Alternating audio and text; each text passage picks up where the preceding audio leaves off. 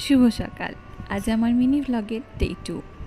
আর 5টা সাধারণ বাঙালির থেকে আমাদের রবিবারগুলো একটু অন্য রকমের হয়। ইচ্ছে থাকলেও রবিবার সকালটা আমরা একটু বেশিক্ষণ সময় ধরে ঘুমোতে পারি না, কারণ সকাল 8টা থেকেই আমার বরের আর্টের ক্লাস শুরু হয়ে যায়, যেটা চলে প্রায় রাত 8টা পর্যন্ত।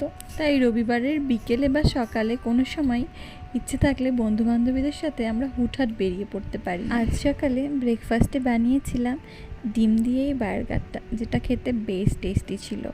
আগে নিজেরা খেলুম, তারপর খাওয়ালাম আমাদের মমচনাকে।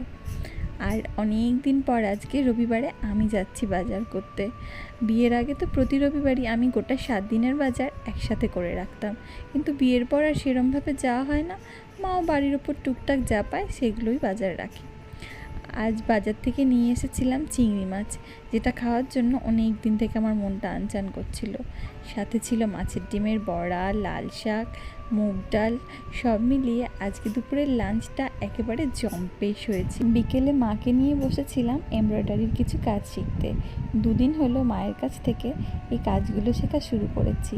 এই এতটুকুন কাজ এখনো পর্যন্ত শিখতে পেরেছি।